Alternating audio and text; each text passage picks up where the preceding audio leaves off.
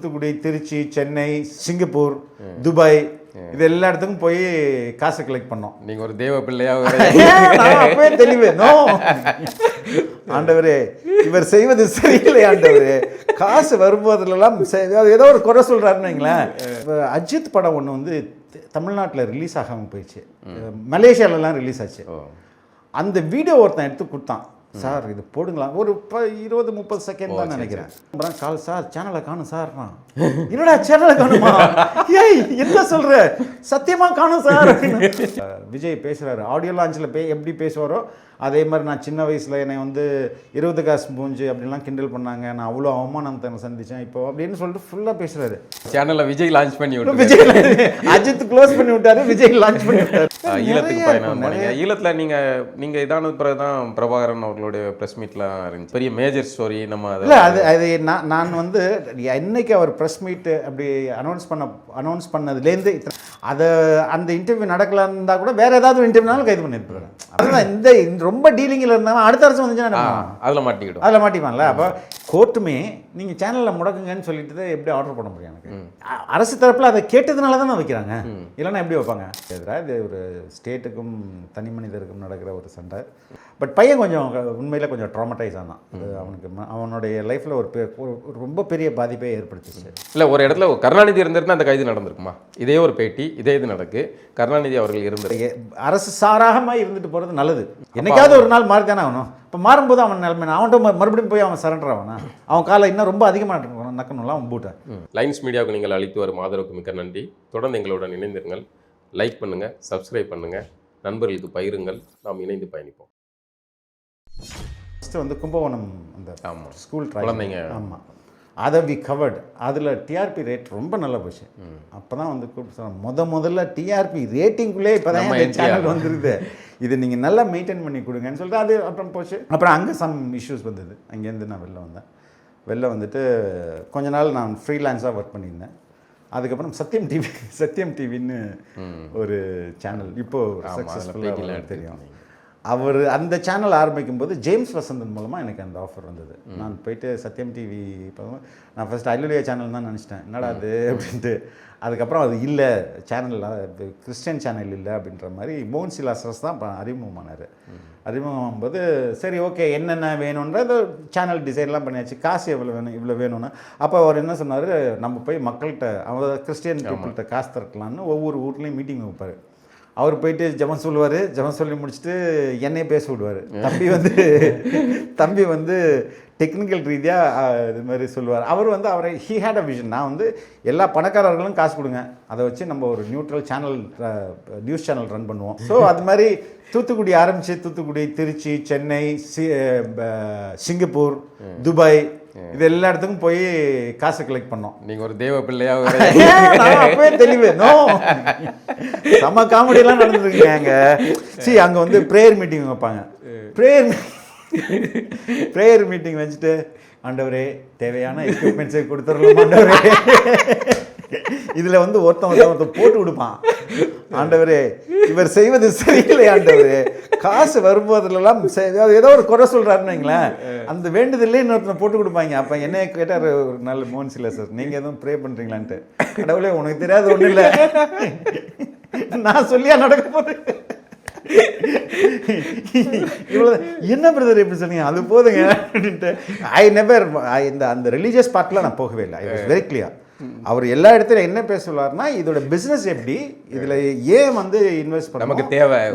இப்போ அவர் டெக்னிக்கலாக ஆன்சர் பண்ண முடியாது இல்லையா, அதனால எனக்கு வந்து பண்ண சொல்லுவாங்க. I was heading the channel. அது ஆக்சுவலாக இப்போ சத்யம் டிவி இருக்கிறது ஒன்ஸ் அப்பான டைம் அது ஒரு எரா எக்ஸ்போர்ட்ஸ் ஜோன் சென்டர். அது ஃபுல்லாக எரா ஏற்றுமதி பண்ணுறதுக்காக உருவாக்கப்பட்ட கட்டிடம். அதெல்லாம் கம்ப்ளீட்டாக அதை ரீடிசைன் பண்ணி ஒரு சேனலுக்கு என்னென்ன தேவையோ அதெல்லாம் பண்ணி, பட் அங்கேயும் என்ன பிரச்சனை ஆச்சுன்னா அது டேக் ஆஃப் ஆகலை. நாங்கள் சொன்ன காசு நிறையா வேணுங்க, காசு இல்லை, இந்த டைமில் நீங்கள் லான்ச் பண்ணால் சிக்கல், உங்களால் தொடர்ச்சியாக சம்பளம் கொடுக்க முடியாது அப்படின்ற பிரச்சனைலாம் சொன்னோம். அப்போ ஒருத்தர் இருந்தார், அவர் வந்து he took a wrong decision. இப்போ இருக்கிறவர் அன்னைக்கு வந்து நாங்கள் சொல்கிற முன்னாடி தான் இருந்தது. அப்போ இல்லை நம்ம லான்ச் பண்ணியே ஆகணுன்ற மாதிரி அவங்க லான்ச் பண்ணாங்க. But it tin take off. அதுக்கப்புறம் நிறைய பிரச்சனைகள் வந்தது. நான் இங்கேருந்து வந்துட்டேன். நான் அப்போ யாரெல்லாம் நான் வந்து ரெக்ரூட் பண்ணேன் அப்படின்னா வந்து ஜீவசகாப்தன், நெல்சன் சேவியர், அதுக்கப்புறம் இப்போது டெல்லியில் நிறைய பேர் இருக்காங்க அந்த பசங்க. இவங்கெல்லாம் வந்து சத்தியம்க்கு நீங்கள் செலக்ட் சத்யம் டிவிக்கு நான் ஹையர் பண்ணாங்க. ஃபர்ஸ்ட் ஜாப் எல்லாருக்குமே ஆல்மோஸ்ட் ஃபஸ்ட்டு நியூஸ் ஜாப் தான் அது. அப்போது ஒரு நல்ல டீமு எல்லாரும். ஆனால் எல்லாமே டேலண்டட் டீம். இன்றைக்கி எல்லாமே வெளில போய் நல்லா தான் இருக்காங்க. அவ்வளோ பெரிய இந்த டீம் எல்லாம் ஒரே டீமாக இருந்ததுன்னா எப்படி இருந்திருக்கும் பாருங்க. அவ்வளோ எஃபெக்டிவாக இருந்திருக்கும். பட் தே டின் அதை வந்து அவங்க செந்தில்வேல் இவரெல்லாம் வந்து அங்கே இருந்தது அந்த டீம் தான். அப்போ அது எல்லாமே ஒன்றா இருந்ததுன்னா அது சமஹிட்டாக இருந்திருக்கும். பட் அதை இவங்க வந்து அதை இம்ப்ராப்பர் மேனேஜ்மெண்ட் தான். அதுக்கப்புறம் அங்கேருந்து விட்டுட்டு தென் பாலிமருக்கு கன்சல்டேஷன் வந்தேன். கன்சல்டேஷன் வந்து அப்போ தான் இந்த நீரார் அடியா டேப் வந்து ப்ராப்ளம் ஆகுது. நான் வந்து அடிக்கிறேன் போட்டு. அவர் வந்து கல்யாண சுந்தரம் வந்து என்ன நினச்சிக்கிட்டு இருக்கீங்க, இதெல்லாம் எப்படி பண்ணீங்கன்னா இதாங்க நியூஸு, இதை விட்டுட்டு வேற என்ன உங்களுக்கு நீங்கள் பாட்டு போட்டு போயிடுவீங்க, யார் அவஸ்தைப்படுறதுன்னா எப்பா இது வேலைக்கு ஆகாது போல இருப்பான்ட்டு. I think 3 months I was there. அங்கேருந்து நான் வந்துட்டு தென் அப்போது சத்யம் டிவி வந்து லான்ச் பண்ணிட்டாங்க. பட் அவங்களுக்கு வந்து ப்ரோக்ராம் வந்து எதுவும் பெருசாக டேக் ஆஃப் ஆகலை. அது வந்து நேஷ்னல் ஜியோகிராஃபி, பிபிசி இவங்கள்ட்ட எல்லாம் தான் ஃபுட்டேஜ் சோர்ஸ் பண்ணி நம்ம வந்து ரீஒர்க் பண்ணி ஒரு ப்ரோக்ராம் கொடுக்கணும். 1 hour programme. That was super hit. அப்போ அது வந்து நல்லா போயிட்டு இருந்துச்சு அந்த சேனலுக்கும். அப்போ நேர்பட பேச புதிய தலைமுறைக்கும் அதே டைமில் வரும். But this use to score well. நல்லா அவங்களுக்கு ரேட்டிங் கொடுத்த ஒரு ப்ரோக்ராம். பட் அது ஒரு 2 years போன பிறகு அவங்களுக்கும் அது தொடர்ச்சியாக அதுக்கு ஃபண்ட் பண்ண முடியல. அது ஸ்டாப் ஆகிடுச்சு. அப்போது இப்போ இதுக்காக ஹையர் பண்ண ஒரு டீம் நமக்கு வந்துருச்சு. ஒரு கேமராமேன், ஸ்கிரிப்ட் ரைட்டர்ஸ் இதெல்லாம் இருக்கிறாங்க. அதுக்கப்புறம் எடிட்டிங் மிஷின்லாம் இருக்குது. வேலை இல்லைன்னா என்ன பண்ணுறது? அப்போ தான் வந்து என் கூட ஒர்க் பண்ணவர், சார் யூடியூப் இப்போல்லாம் வந்து எல்லாம் பண்ண ஆரம்பிச்சாங்க, பாம்பேலெல்லாம் ஹிட் ஆகிடுச்சு சார், நீங்கள் ஏன் பண்ணக்கூடாது அப்படின்னு சொன்னாங்க. என்னையா சொல்கிறேன், நம்ம இதுவரை நான் பாட்டு கேட்குறது தான் ஏன் பயன்படுத்தியிருக்கேன் அப்படின்னு. இல்லை சார் நீங்கள் கொஞ்சம் ட்ரை பண்ணி பாருங்கன்னும் போது தென் ஒரு 2-3 days ஐ வாஸ் அனலைசிங். பரவாயில்லையே நல்ல மீடியமாக இருக்கடான்னு சொல்லிட்டு தென் விளையாட்டாக நாங்கள் வந்து ஒரு சேனல் ஆரம்பிச்சோம். திஸ் ஆஃப் ரெட் பிக்ஸ்ன்ற ஒரு சேனலாக ஸ்டார்ட் ஆச்சு. ஸ்டார்ட் ஆகி அதுலேருந்து வந்து ஒரு 3 months 6 monthsலாம் வந்து ஒரு பெரிய நான் எதிர்பார்க்கல அந்தளவுக்கு பெரிய வளர்ச்சி இருந்தது. அப்போது என்ன ஆச்சு, ஒரு நாள் ஏன் அந்த பேர் முடிவு பண்ணீங்க? ரெட்ன்றது வந்து புரட்சி. அப்போ அதே மாதிரி மங்களத்தை ஃபெர்டிலிட்டின்னு சொல்லுவாங்கள்ல, அதுக்கான அடையாளம் ரெட்டு. பிக்சல் அப்படின்றது நம்ம எல்லாமே பிக்சலில் தான் பார்க்குறோம். அப்போ டிஜிட்டல் மீடியாவுக்கு பிக்சல் ரொம்ப முக்கியம். அப்போ அதாவது இந்த பிக்சல் மீடியாவில், அதாவது டிஜிட்டல் மீடியாவில் ஒரு புரட்சி பண்ணணும் அப்படின்றது தான் ரெட் பிக்ஸ். அதுக்கான அதெல்லாம் அங்கே பயங்கரமாக இருக்கும். பண்ணிட்டு வரும்போது இந்த ரெட் பிக்ஸ் சேனலில் வந்து அஜித் படம் ஒன்று வந்து தமிழ்நாட்டில் ரிலீஸ் ஆகாமல் போயிடுச்சு, மலேசியாலலாம் ரிலீஸ் ஆச்சு. அந்த வீடியோ ஒருத்தன் எடுத்து கொடுத்தான், சார் இது போடுங்களா, ஒரு 20-30 செகண்ட் தான் நினைக்கிறேன். அதை போட்டுட்டு பரவரன்னு பார்த்திக்கிட்டு செம்ம போச்சு, பயங்கரமாக. என்னடா லட்சக்கணக்கில், ஏதாவது ஒரு வாட்டி ரெஃப்ரெஷ் பண்ணோம்னா 1 லட்சம் இருக்கும், டக்கு 2 லட்சம், என்னடா இப்படி போகுதுன்னு சொல்லிட்டு. அந்த தீபாவளி டைம்னு நினைக்கிறேன். சரி இருங்க நான் போயிட்டு நான் வீட்டில் சாப்பிட்டு, நான் 5 மணிக்கெலாம் போயிட்டு ஒர்க்கெலாம் முடிச்சுட்டு இந்த வீடியோ போட்டால் நல்லா பரபரப்பாக போயிட்டுருக்குது. சரி போய் லஞ்ச் முடிச்சுட்டு நான் காலைல பிரேக்ஃபாஸ்ட்லாம் முடிச்சுட்டு நான் வரேன், ஒரு 11 மணிக்கு வரேன்னு சொல்லிட்டு வீட்டுக்கு வந்துட்டு பிரேக்ஃபாஸ்ட்லாம் முடிச்சுட்டு கிளம்புறேன். கால், சார் சேனலை காணும் சார். என்னடா சேனலை காணுமா, ஏய் என்ன சொல்கிற, சத்தியமாக காணும் சார் அப்படின்னு போய் பார்த்தா காப்பி ரைட்டு. அஜித் படத்தில் ஃபிலிம் போட்டிங்கன்னா என்ன காப்பி ரைட் அடிச்சுட்டாங்க, சேனல் காலி. அடுத்த நாள் இமெயில் வருது, நீ மாதிரி 6 மாதத்துக்கு நீ எதுவுமே பண்ண முடியாது, சேனலில் அப்லோடும் பண்ண முடியாது, எதுவுமே பண்ண முடியாது. அப்போது என்னடா பண்ணுறது, எனக்கு அப்போ தான் அந்த காப்பிரைட்லாம் என்ன தெரியுது. தெரிய வந்தோடனே சரி ஓகே கொடுத்தவொடனே அவன் வந்து ஒரு அஜித் ஃபேனு, எங்கள் ஆஃபீஸில் வீடியோ எடிட்டர். சார் எனக்கு தெரியாது சார், ஒன்றும் தப்பு சொல்லடா, நீ வந்து என்ன பண்ண முடியும், விடு போயிடுச்சு, வெயிட் பண்ணலாம். அப்போ என்ன பண்ணுறது அப்படின்போது, do we have to wait for 6 months or நம்ம, ஏன்னா அந்த இந்த சேனலில் அப்போ வந்து ஒரு 2 லட்சம் சப்ஸ்கிரைபர் வந்துட்டாங்க. ஆல்மோஸ்ட் ஒரு $1,500 சம்பாதிக்க ஆரம்பிச்சிருச்சு. இது மாதிரி நேரத்தில் நம்ம இது அப்படியே விட்டுட்டு 6 மாதம் வெயிட் பண்ணுறதுனா எல்லாருக்கும் சேலரி கொடுக்கணும், ஆஃபீஸ் மாட்டிக்கணுமா. இப்போ என்ன பண்ணுறதுனா, சரி நான் என்ன சொன்னேன், ஒரு 15 நாள் விட்டுரு, எதுவுமே பண்ணாதீங்க, ஜாலியாருங்க, ஆஃபீஸ் வாங்க, என்ஜாய் பண்ணுங்கள், போயிட்டுருங்க, எந்த வேலையும் பண்ணாதீங்க, அதுக்கப்புறம் நம்ம பார்த்துக்கலாம்னு சொல்லி 15 நாளைக்கு அப்புறம் நான் சிந்திச்சுட்டே இருந்தேன், என்ன பண்ணுறது. அப்போ வந்து சரி ஓகே 6 months நம்மளால் ஒன்றும் வெயிட் பண்ண முடியாது. நம்ம பேரலாக இன்னொரு சேனல் ஆரம்பிச்சிடலாம். சேனல் ஆரம்பித்தா அது ஜனவரி மாதத்தில் நம்ம வந்து லான்ச் பண்ணிக்கலாம். பட் இதுக்கான வேலைகள்லாம் இப்போயே பண்ண ஆரம்பிப்பேன்னு சொல்லிட்டு, ஏன்னா டெய்லி ஆஃபீஸ் வராங்க, நீங்கள் ஷூட் போங்க, ஷூட் பண்ணிட்டு வந்து வீடியோ எடுத்து கொடுங்க, எடிட் பண்ணுங்கள், நம்ம உள்ளே போட்டுவோம், உள்ளே போட்டு சேனல் பொறுமையாக ஆரம்பிச்சிக்கலாம். அப்போ ஜனவரி 1 ஆரம்பிச்சிக்கலான்ற மாதிரி ஒரு பிளானில் இருக்கும்போது விஜயோடைய படம் பிரச்சனையாக அந்த பிரச்சனை இது. என் ஆஃபீஸ் வந்து பாக்ஷன் பின்னாடி தான் இருந்தது. பார்க் ஷெரட்டனுக்கு ஜஸ்ட் பிஹைண்ட். விஜய் வந்து பார்க் ஷெரட்டனில் அர்ஜென்ட் ப்ரெஸ் மீட்னாங்க. ஆனால் அர்ஜென்ட் ப்ரெஸ் மீட்னா இங்கேருந்து நாங்கள் தான் ஃபஸ்ட்டு ஓடிட முடியும்ல. ஜில்லாவில் வந்து ஜில்லா படத்தில் தான் பிரச்சனை போல இருக்குது. அதை பற்றி ஃபுல்லாக விஜய் பேசுகிறாரு. ஆடியோ லான்ச்சில் எப்படி பேசுவாரோ அதே மாதிரி நான் சின்ன வயசில் என்னை வந்து 20 காசு மூஞ்சி அப்படின்லாம் கிண்டல் பண்ணாங்க, நான் அவ்வளோ அவமானத்தை சந்தித்தேன் இப்போ அப்படின்னு சொல்லிட்டு ஃபுல்லாக பேசுகிறாரு.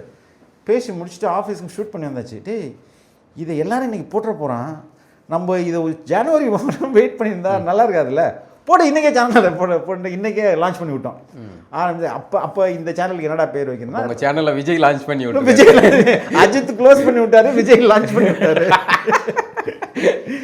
அப்போ இதுக்கு பேர் ரெட் பிக்ஸ் 24/7 அப்படின்னு சரி வச்சு ஆரம்பிச்சிடலான்னு சொல்லிட்டு தென் வி ஸ்டார்டட். அதுக்கப்புறம் அப்படியே அது அப்போ அந்த அந்த அந்த அலர்ஜி இருக்குல்ல, ஃபஸ்ட்டு காப்பிரைட் அலர்ஜி, அதனால நம்ம ஒரு முன்னெச்சரிக்கை பயங்கரமாக என் மைண்டுக்குள்ளே போயிடுச்சு. இன்னும் வரையுமே வி நெவர் ரொம்ப ரொம்ப ரேர் அன்லெஸ் நான் அது வந்து கவர்மெண்ட் சோர்ஸாக இருந்து அப்படி இருந்தால் மட்டும்தான் அது நம்ம சேனலில் போடுவேன் வச்சு, இல்லைன்னா போடவே மாட்டேன். ஏன்னா இப்போ அதை ஈஸியாக நம்மளால் சமாளிக்கிறதுக்கெலாம் வழி தெரியும், இருந்தாலும் அது என் மைண்டுக்குள்ளே ரொம்ப ஆழமாக போயிடுச்சு. நம்ம லைஃபே காலியாக இருந்தா அப்படின்ற மாதிரி. இதில் அப்படியே ஸ்லோவாக ஒரு சேட்டலைட் சேனல் வந்து எந்த அளவுக்கு ஒர்க் பண்ணுவாங்களோ அதே இதில் ஒரு ஸ்மால் லெவலில் ஆமாம் அதுதான் நாங்கள் பண்ணிட்டும் இருந்தோம். அந்த என்டிடிவி கொடுத்த அனுபவம் வந்து நமக்கு அது பயங்கரமான அனுபவம். ஏன்னா ரெண்டாவது நான் வந்து ஐ ஆல்மோஸ்ட் ஒர்க் எவ்ரிடே நான் ஒர்க் பண்ணுவேன். சண்டேன்றதை என்னுடைய அந்த இதில் என்னென்னலாம் புதுசாக வந்திருக்குன்ற மாதிரி நம்ம ரிசர்ச் பண்ணுறதுக்கு நிறையா உதவும். வரட்டும்னா யூடியூப்பு நான் இவனுக்கு போட்டியாவே நம்ம ஒன்று ஆரம்பிப்போம்னு சொல்லிட்டு ஆரம்பிச்சிட்டோம். அப்போ வந்து இப்போது ஹாட் ஸ்டார்லாம் பண்ணுறாங்களா, இது அப்போவே பண்ணோம் நாங்கள் பண்ணோம். ஆனால் எல்லாமே வந்து நியூஸ் கண்டென்ட் தான் போட்டோம். காசு நல்லா வந்தது, ஆனால் அது செலவுக்கு கரெக்டாக போயிடுச்சு. அப்போ தான் யோசித்தேன், ஓகே இது வந்து யூடியூப்ன்றது நம்ம லேசாக எடுத்துக்கூடாது, பெரிய டெக்னாலஜி, பட் இது கோயிங் டு இந்த நான் சொன்னல OTT platform going to dominate in future அப்படின்றத தெரிஞ்சுட்டு எனக்கு இன்னமுமே அதில் என்னென்னலாம் புதுசு வந்திருக்குன்றதை நான் ஒவ்வொரு சண்டேயும் அதுக்கு ரிசர்ச்சுக்கு வந்து ஒரு குறிப்பிட்ட ஒரு 3 hours ஒதுக்கிடுவேன். என்னெல்லாம் புதுசாக வந்திருக்கு, எங்கே போகுது இந்த டெக்னாலஜியில் எங்கே போகுது அப்படின்றத கற்றுக்கிறதுக்கு ஒரு ரெட் பிக்ஸ் ஆரம்பிச்சாச்சு. இங்கே ஒரு பெரிய சாம்ராஜ்யமாக வந்து வளர்ந்தாச்சு. இந்த இதுக்கு இடைப்பட்டத்தில் உங்களுடைய ஊடக பயணத்தில் நீங்கள் மறக்க முடியாத அனுபவங்கள் அப்படின்னு இருக்கும்ல, அதாவது நம்ம அந்த அனுபவங்களை பிற பேசுவோம். இதுக்கு முன்னாடி நீங்கள் சந்தித்த இந்த மாதிரி நபர்கள் இருப்பாங்க. ஈழத்துக்கு பயணம் பண்ணீங்க. ஈழத்தில் நீங்கள் இதான பிறகு தான் பிரபாகரன் அவர்களுடைய ப்ரெஸ் மீட்லாம் இருந்துச்சுன்னு. அதுக்கப்புறம் அதுக்கு என்னால் போக முடியல. அது ஒரு தனி கதை. அது ஆஃபீஸில் எப்படிலாம் பாலிடிக்ஸ் பண்ணுவாங்கன்றதுக்கு இதை ஒரு பெரிய மேஜர் ஸ்டோரி. நம்ம இல்லை அது நான் வந்து என்னைக்கு அவர் ப்ரெஸ் மீட்டு அப்படி அனௌன்ஸ் பண்ணதுலேருந்து இத்தனாம் தேதி ப்ரெஸ் மீட்னா நான் எல்லாருமே ப்ரிப்பேர் பண்ண ஆரம்பிச்சிட்டாங்க. நானும் ப்ரிப்பேர் பண்ணிகிட்டே இருந்தேன். ஒரு நாள் எங்கள் பாஸ் வந்து கூப்பிட்டு சொன்னாங்க, அன்னையமாக நீ போகிற மாதிரி இருக்கும், நீ யூ கெட் ரெடி அப்படின்ற மாதிரி சொன்னாங்க. சரி எல்லாத்தையும் அன்னையிலேருந்து என்னென்ன நியூஸ் பேப்பர் வருது, என்னென்ன கட்டிங்ஸ் வருது எல்லாத்தையும் எடுத்து சேவ் பண்ணி வச்சுட்டு ஏன்னா ப்ரிப்பேர் பண்ணல அப்படியே இன்றைக்காவது ஒரு நாள் டைம் கிடைக்குமா சோஃபார் என்னெல்லாம் அதுலேருந்து டெவலப்மெண்ட் இருக்குன்னு நான் பார்த்துக்கிட்டே இருப்பேன். ஒரு நாள் கிட்டத்தட்ட வீசாவுக்கு அப்ளை பண்ணுற அந்த டைமில் வந்து எங்கள் பாஸ் கூப்பிட்றாங்க, இல்லை நீ போல உன்னுடைய ஃப்ரெண்டு தான் மதி தான் போகிறான் அப்படின்ட்டு. ஏன் அப்படின்னோடனே, இல்லை எங்கள் பாஸ்க்கு கீழே என்னோட இமீடியட் பாஸ் இருப்பாங்க, அவங்க தான் எங்கள் பாஸ் பெரிய சீஃப் கிட்ட ரிப்போர்ட் பண்ணுவாங்க. நான் வந்து என்னோடய இன்புட் எடிட்டர்ஸ் தான் நான் வந்து ரிப்போர்ட் பண்ணணும் இல்லையா. அப்போது இல்லை அவங்க என் மனைவி வந்து ப்ரெக்னெண்ட்டாக இருக்கிறாங்க, இந்த டைமில் நீங்கள் அவனை அனுப்பிச்சு அங்கே ஏதாவது ஆச்சுன்னா நீங்கள் பொறுப்பேற்றிங்களா அப்படின்னு எங்கள் பாஸ்ட்டை கேட்கும்போது எங்கள் பாஸ் என்ன பண்ணுவாங்க, ஐயோ நமக்கு இதில் வம்பு அப்படின்னாங்க. அப்போ இவனுக்கு கல்யாணம் ஆகலை. சரி அது இன்டர்னல் நடந்த ஒரு பாலிடிக்ஸ் தான், ஆனால் அதை எவ்வளோ வந்து பாலை கரெக்டாக போடுறாங்க பாரு. பால் கரெக்டாக போட்டோன்னா அவங்களால ஒன்றும் பண்ண முடியாது. சரி நான் எனக்கு எந்த ஈகோவும் இல்லை, இந்த மாதிரி இதை ஃபுல்லாக நான் ஒர்க் பண்ணுறதா நீ ஃப்ளைட்டில் போகும்போது படிச்சுட்டு போ, யூ வில் ஹாவ் அப்படி. நான் நிறைய எக்ஸ்பீரியன்ஸ் இருக்கும், 1-2ன்னு சொல்ல முடியாது. ஒரு முறை முரசொலி மாறன் வந்து அமெரிக்காவில் அட்மிட் ஆகிருக்கிறாரு. அவரை வந்து இங்கே வந்து ராமச்சந்திராவில் தான் கொண்டு வந்து அட்மிட் பண்ண போகிறதா இவங்க plan. But I had some friends in Ramachandran என்ன சொன்னாங்க, இல்லை அவர் இங்கே வரமாட்டார், அங்கே நான் இங்கே சேர்த்துக்க மாட்டோம், சேர்த்துக்கிட்டோம்னா அவருடைய அவருக்கு ஏதாவது நேர்ந்தால் மருத்துவமனை பொறுப்பு இல்லைன்ற எழுதி வாங்கிட்டு நாங்கள் வந்து சேர்த்துப்போம் அப்படின்றாரு. ஏன்னா அப்போலோ அவங்க வந்து டார்கெட் பண்ணாங்க. அதுக்கு முன்னே அவர் அப்போலோவில் போனப்போ தான் இன்ஃபெக்ஷன் ஆச்சு, அதனால தான் வந்து அமெரிக்காவுக்கு போக வேண்டியதாச்சு, அப்போலோ வந்து சரியில்லை அப்படின்ற மாதிரி ரொம்ப அந்த எஸ்பெஷலி அப்போ வந்து சிஎம் கருணாநிதி ரொம்ப அவங்கள வந்து அப்போலோ டார்கெட் பண்ணி அடிச்சு விட்டார். அப்போ இந்த தகவல் எனக்கு வருது. ப்ரெஸ் மீட்டில் நான் ஓப்பன் ப்ரெஸ் மீட்டில் கேட்குறேன், என்னங்க இது மாதிரி சொல்கிறீங்க சார், ஒருவேளை ராமச்சந்திரா அட்மிட் பண்ணலன்னா நீங்கள் என்ன பண்ணுவீங்க அப்படின்னா, அட்மிட் பண்ணலன்னா நான் அவரை வச்சுட்டு போராட்டம் பண்ணுவோம், அது ஒரு மருத்துவமனை, இவர் வந்து ஒரு நோயாளி, ஏன் அட்மிட் பண்ண மாட்டாருன்னு சொல்லணும் அப்படின்ற மாதிரி அவர் கேட்குறாரு. ஆமாம் கேட்கல சார், நீங்கள் பார்த்துக்கோங்கன்னு சொல்லிட்டு ப்ரெஸ் மீட் முடித்த பிறகு துரைமுருகன் உன்னை தலைவர் பார்க்கணுன்னாரு. நான் சரி போனேன், என்ன ஏன் பிரச்சனை அப்படின்னாரு. இது மாதிரி தான் சார் பிரச்சனை, அவங்க வந்து உங்கள்கிட்ட ஒரு அண்டர்டேக்கிங் வாங்கிட்டு தான் அட்மிட் பண்ணுவாங்க, அப்படி இல்லைன்னா அட்மிட் பண்ண மாட்டாங்க, நீங்கள் வேணால் செக் பண்ணிக்கோங்க, எனக்கு வந்து தகவல் இது அப்படின்னு சொல்லிட்டேன். அப்படியா சொல்கிறேன், ஏன் இப்படிலாம் பண்ணுறாங்கன்னு சொல்லிட்டு சரி ஓகே நான் சொல்கிறேன் சார், நான் இதுதான் உங்கள்ட்ட கம்யூனிகேட் பண்ணணும், இதே நீ தனியாக வந்து சொல்லியிருக்கலாமே என்கிட்ட அப்படின்னாரு. இல்லை எனக்கு தனியாக சொல்லணும்னு அவசியம் இல்லை, தோணல. நான் சரி ஓகேன்னா அன்னைக்கு நைட்டு வந்து முஸ்லிமாரன் வந்து அமெரிக்காவிலேருந்து கூப்பிட்டு வராங்க, நேராக வண்டி அப்போலோக்கு போயிடுச்சு, ராமச்சந்திராவுக்கு போல. அதுக்கப்புறம் திமுக என்டிஏ அலையன்ஸ் ஃபார்ம் ஆகுது. தீவுத்திடலில் வந்து கருணாநிதி இதே கோட் பண்ணி பேசுவார். ஒரு செய்தியாளர் வந்து என்கிட்ட இப்படிலாம் சொன்னார் அப்படின்லாம் சொல்லிட்டு சொல்லுவார். அது மாதிரி நிறைய அது வந்து இந்த சமயம் தானே ஒரு இறக்குற அந்த இது கூட்டணி உடஞ்ச நேரம் இல்லை, அப்போ பிஜேபி தானே கூட்டணியில் இருக்காங்க, அப்போ தானே அதுக்கப்புறம் தானே என்டிஏ ஃபார்ம் பண்ணுறாங்க. இல்லை அது உடஞ்சிருச்சு இல்லை அவருடைய மரணத்துக்கு. ஆமாம் அதோட முடிஞ்சது. இந்த ஈவெண்ட்டை சொல்லுவார். முதல்ல அவங்க காங்கிரஸ் அலையன்ஸில் சேரும்போது இங்கே தீவுத்திடலில் ஒரு பெரிய மாநாடு போடுறாங்க, அதில் இதை கோடிட்டு காட்டுவார். அதாவது காங்கிரஸ் கூட்டணி, காங்கிரஸ் கூட்டணி அந்த அலைன்ஸில் சேரும். கருணாநிதி கூட என்ன இந்த ஒன்று நிறைய நிறைய இருக்குங்க. அவர் கூட தான் நான் வந்து இப்போ ராதாகிருஷ்ணன் இருக்கார் இல்லையா, கேஎஸ் ராதாகிருஷ்ணன் அப்போது அவர் இங்கே இருக்கிறாரு. அன்னைக்கு எனக்கும் என் மனைவிங்க சண்டை ஃபோனில், இவர் சிஎம், ப்ரெஸ் மீட் நடக்குது, சார் இருங்க சார் என் ஒய்ஃப் பேசிட்டேன் வந்துடுறேன் சார்னு சொல்லிட்டு போயிட்டு வெளில நின்று சண்டை போட்டுட்டு இருக்கான். ராதாகிருஷ்ணன் பிளீஸ், அவர் ஒரு முதல்வர் பிளீஸ் உனக்காக வெயிட் பண்ணார், இருங்க சார் வான்ட்டு சண்டையை முடிச்சுட்டு போனேன். எல்லாம் முடிஞ்சுதா அப்படின்னு கேட்டார். முடிஞ்சிச்சு சார், சரி ஆரம்பிங்க. அதான் அவரை தனி இன்டர்வியூ பண்ணுறீங்க, மொத்த ப்ரெஸ் மீட்டுக்கு எல்லாருமே வெயிட் பண்ணிட்டு இருக்காங்க. உங்களுக்காக நீங்க நேஷனல் மீடியாங்கறனால இல்ல அப்படி கிடையாது. see பர்சனலாவே என்னை வந்து அவருக்கு ரொம்ப அறிமுகம் உண்டு. ஓ சரி சரி. நிறைய நாள் see கருணாநிதியை பொறுத்தவரையும் யார் துடுக்கா கேள்வி கேட்குறாங்களோ அவர் ரொம்ப பிடிக்கும். ஆமா அவருக்கு அடிப்படையில் ஒரு பத்திரிகையாளர் பேசிக்கா நீங்க வந்து அவர் ப்ரோவோக் பண்ற மாதிரின்றத விட ரொம்ப இன்டெலிஜென்ட்டா நீங்க வந்து கேட்டிங்கன்னா அவரை வந்து கரெக்டா அவருக்கு அது ரொம்ப பிடிக்கும். அதை ரெண்டாவது எல்லா பத்திரிகையாளர்கிட்டையும் அவர் வந்து நட்பு பாராட்டுவார். ஏன்னா இவங்களை பகிச்சிக்க கூடாதுங்கிறது அவருக்கு தெரியும். நான் இன்னொரு இன்சிடென்ட்ல கூட சொல்லியிருக்கேன். அப்போ இந்தியன் எக்ஸ்பிரஸில் பாலாஜின்னு ஒருத்தர் இருக்கார், இப்போ டெல்லியில் இருக்கார், ஏஎன்ஐயில் இப்போ நல்ல போஸ்ட்டில் இருக்கார். அப்போ அவர் தான் வந்து இந்தியன் எக்ஸ்பிரஸ்ஸு டிஎம்கே அவர் கவர் பண்ணோம். அதுக்கப்புறம் ஒரு நாள் அடுத்த நாள் நினைக்கிறேன், இல்லை இப்போ அறிவாலயத்தில் அவர் வந்தோன்னா நாங்கள்லாம் பின்னாடி போவோம், தான் ப்ரெஸ் ரூமில் போவோம்ல. அவர் வந்து பாலாஜி அப்படின்னாரு, ஐயா நேற்று கூட்டத்தில் உன்னை காணும் அப்படின்னா, இல்லையா கொஞ்சம் பர்சனலாக வேலை இருந்துச்சு இப்போ அதனால வர முடியாது, இன்றைக்கி எக்ஸ்பிரஸ்லேயும் காணும் அப்படின்னாரு. செய்தி எக்ஸ்பிரஸில் வரல. அது மாதிரி அவர் ஒவ்வொருத்தரையும் எல்லாரையும் பர்சனலாக தெரியும். ஒரு முறை என்னாச்சுன்னா அந்த கைதுக்கு அப்புறம் அவருக்கு கை வந்து ஏதோ போய் ரொம்ப மஞ்சபத்து போட்டிருந்தது. நான் போயிட்டு ப்ரெஸ் மீட் அன்றைக்கி இருந்தது. நான் எதார்த்தமாக சார் எப்படி சார் ப்ரெஸ் மீட்லாம் முடிச்சிட்ட பிறகு என்ன சார் உடம்பு எப்படி சார் இருக்குது, கையெல்லாம் பரவாயில்லையா அப்படின்னு கேட்டேன். ஏதோ இருக்குது அப்படின்னு சொன்னார். சரி ஓகேன்னு வந்துட்டோம். இன்றைக்கி தான் ப்ரெஸ் மீட் முடிஞ்சிச்சு, அடுத்த நாள் ப்ரெஸ் மீட்டுன்றாங்க. ஏன்னா நேற்று தானே என் தலைவர் கொடுத்தாரு, இன்றைக்கி எதுக்கு மறுபடியும்னா நாங்கள்லாம் வந்துட்டோம் உட்காந்து நராச்சு அவர் ரெடியாகி வராது வந்துட்டு ஏதோ இப்போ எதுக்கு வைக்கப்பட்ட ப்ரெஸ் மீட்னு யாருக்கும் தெரியல. நாங்களும் கேட்குறோம், அவரும் சொல்கிறாரு. இது மாதிரி ஒரு கடைசியில் வந்து நீங்களே நீயும் கேட்பேன்னு பார்த்தா நீ கேட்கவே இல்லை, நேற்று கேட்டல என் கை எப்படி இருக்கு, இன்னைக்கு பாருன்னு பட்டு அவுத்துட்டு இப்படி ஃபுல் பாடியில் காட்டுறாரு. இவ்வளோ தூரம் ரெட்டாக இருந்தது. இவ்வளோ உணர்ச்சி வசப்பட்டு இப்படி பண்ணிட்டாரேடான்னு சொல்லிட்டு ஆஃபீஸில் போயிட்டு இது எனக்கு என்ன சந்தேகம். நேற்று தான் ப்ரெஸ்ஸை பார்த்தாரு, இன்னைக்கு கூப்பிட்டு வந்து மறுபடியும் பார்த்தாரு. ஃபுல்லாக ப்ரெஸ் மீட்டை உட்காந்து ஃபுல்லாக பொறுமையாக பார்க்கலான்னா எப்பப்பெல்லாம் வாய்ப்பு வருதோ அந்த சட்டைக்கு கை வந்து பட்டன் போது வர மாட்டேங்குது. அதுக்கப்புறம் வந்து சரி இவங்க கேட்கல அவரே அவுத்துட்டா. அது என்னன்னா நார்மலாக அவர் ஷர்ட் மட்டும் போட்ட மாட்டார், ஒரு பனியன் போட்டிருப்பாரு, அதுக்கப்புறம் ஷர்ட் போட்டிருப்பாரு. இப்போ இந்த ப்ரெஸ் மீட்டுக்கு முன்னாடி போயிட்டு ரூமில் பனியன்லாம் கழட்டி வச்சுட்டு சட்டையை மட்டும் போட்டு வந்துட்டு அப்படியே அது கேஷுவலான ப்ரெஸ் மீட் மாதிரி கொண்டு போகணும்னு நினைச்சுக்கிறாரு. எங்கெல்லாம் அப்படி சரி இந்த பாயிண்ட்ல திறந்துலாம் அப்படின்றதே வரல. நாங்கள் எல்லாம் பொறுமையாக உட்காந்து பார்க்கும்போது தெரிஞ்சுது, ஓகே இவ்வளோ பிளானிங் நடந்துருக்கு அப்படின்ற மாதிரி நிறையா இருக்குங்க. ஒரு வாட்டி அழகிரி அங்கே சண்டை வந்துருச்சு. ஆமாம், ஏதோ பஸ் எரிச்சிட்டாங்க சம்திங் நினைக்கிறேன். இது தினகரன் அதுக்கெல்லாம் முன்னாடி பஸ்ஸை ஏதோ எரிச்சிட்ட பிறகு அதில் ரொம்ப பிரச்சனை.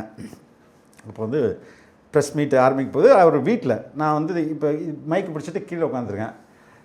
திமுக என்பது ஒரு மிகப்பெரிய ஆலமரம் அப்படின்னு சொன்னேன். உண்மையை ஒத்துக்கொண்டதுக்கு நன்றி. இருங்க சார் நான் கேட்டு முடிச்சிடறேன். சரி கேளுனாரு. அப்போ திமுக என்ற ஒரு மிகப்பெரிய ஆலமரம், அதில் வந்து உங்கள் குடும்ப நண்பர்களை விட்டது ரொம்ப தப்பா அப்படின்னு நான் கேட்டேன். தூக்கில் போட்டலாமா, 2 பேரும் தூக்கில் போட்டலாமா? செம்ம டென்ஷன் ஆகிட்டாரு. ஆற்காடு வீராசாமி ஏன் அமைதியானுன்னு சொல்லிட்டு அடுத்த நாள் ஹெட்லைன்ஸில் தூக்கில் போட்டு விடலாமா மகன்களேன்ற மாதிரி. எனக்கும் நிறைய எக்ஸ்பீரியன்ஸ் அவர் கூடலாம் இருந்தது. நிறைய இந்த அரசியல்வாதிகள் உங்களால் வேற ரொம்ப சென்சிட்டிவான அரசியல்வாதிகள். வைகோ ரொம்ப சென்சிட்டிவ். ஈஸியாக நீங்கள் வந்து அவரை வெறுப்பேற்றி விட்டுலாம், ஈஸி வச்சிடலாம், கோபப்பட வச்சிடலாம். அவர் வந்து ஏன் அவ்வளோ சென்சிட்டிவாக அவ்வளோ இருக்கணும்னு எனக்கு, நான் ரிப்போர்ட்டாக இருக்கும்போதும் அவர் ஈஸியாக கோபப்படுத்தி தான். நான் வந்து ரெட்பிக்ஸ் ஆரம்பித்த பிறகு கோபப்பட்டுருவார்.